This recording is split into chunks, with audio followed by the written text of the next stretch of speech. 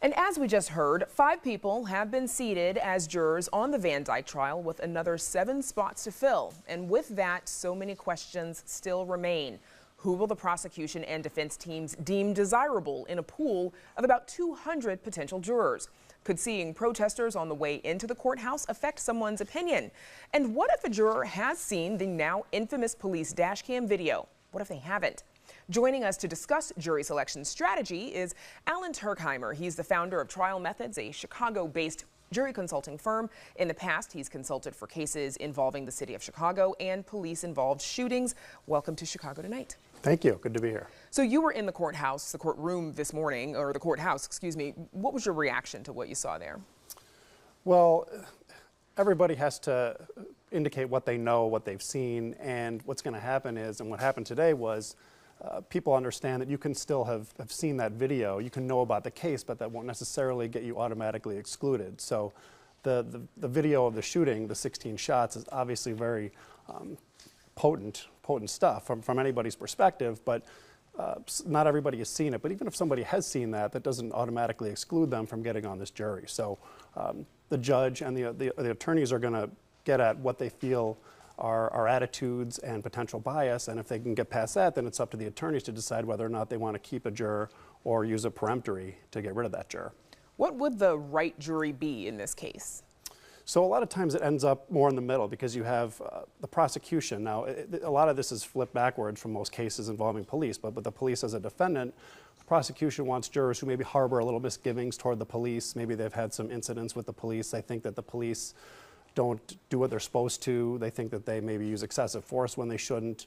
Also, given the video, I think the prosecution is going to look at people who make decisions based on emotion. And when they see that video, they're going to equate that with a guilty verdict. Conversely, for the defense, you want people that maybe have some connection to law enforcement, people who think that it's a very dangerous profession, that when you're quote unquote on the job, there's so much at peril and that it's hard to second guess and play Monday morning quarterbacking. Along with that, given the video, the defense might want people who are more methodical in their decision making. They might take a step back and want context and do some pros and cons before just seeing the video and automatically equating that with a negative result. And you mentioned it, peremptory strike, for folks who don't know. What is that? So if somebody cannot be fair and the judge determines that this person comes in with a bias, and we saw some prospective jurors with that today, but if the judge says this juror can be fair, then each side is given 7, in this case, peremptory challenges where they can get rid of a juror and don't have to give a reason whatsoever. So they can think that this doesn't fit the profile they want. They can believe that this person's not going to be fair. They can believe they're going to start out negatively disposed to their case. So they can say, we move this juror, we use a peremptory to strike this juror. We don't think this juror should sit on this case.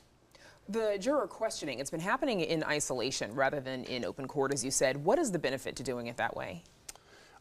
Or how is it different? Why? Sure. Well, most of the time it's in open court and everybody sees it. It's usually more efficient when everybody sees it because when you have 12 people in the box and then you have a courtroom packed with potential jurors, they see what the questions are, they see what the process is.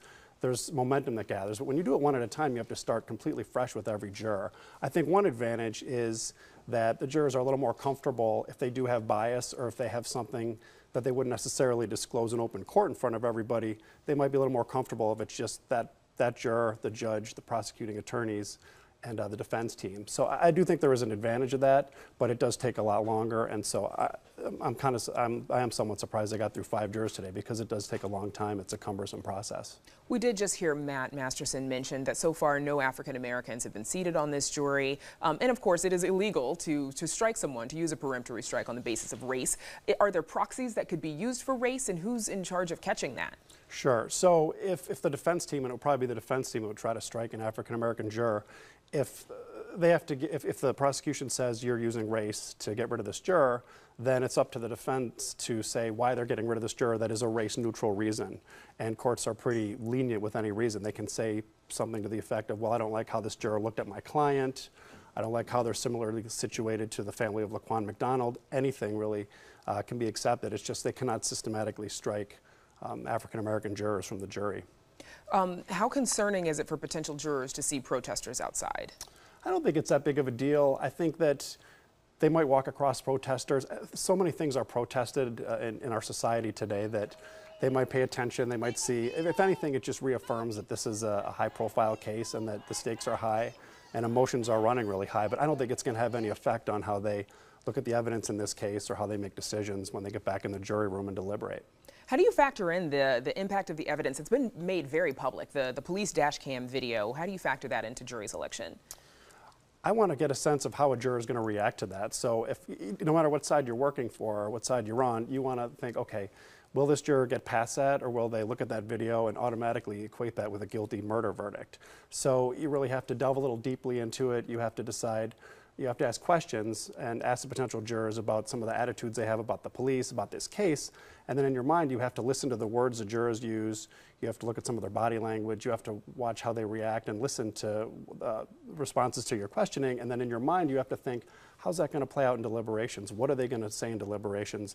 Are they going to be fair? Are they going to be a leader? Are they going to be a follower? Are other jurors going to like this juror? Are they going to look at this juror as a source of authority? Or are they just going to be somebody more middle of the road in the jury? So you really try to anticipate what it's going to look like in deliberations, and certainly that video is going to be a huge factor in terms of what they're looking for and how they're assessing what deliberations are going to look like.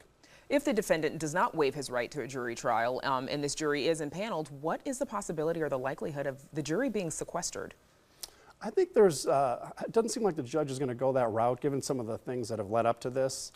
It's always a possibility, and I think some of the responses in the questioning that took place today and then over the next several days, that might factor in. But given the fact that he's already seated 5, or that the sides have seated 5 and the judges accepted it, I'm not sure that they're going to go that route. It's always a possibility, but I think it's going to be the more traditional jury where they're not sequestered and they get to go home to their family at night and come back the next day for another tough day on the job. All right, Alan Turkheimer of Trial Methods, thank you for joining us. Thanks for having me.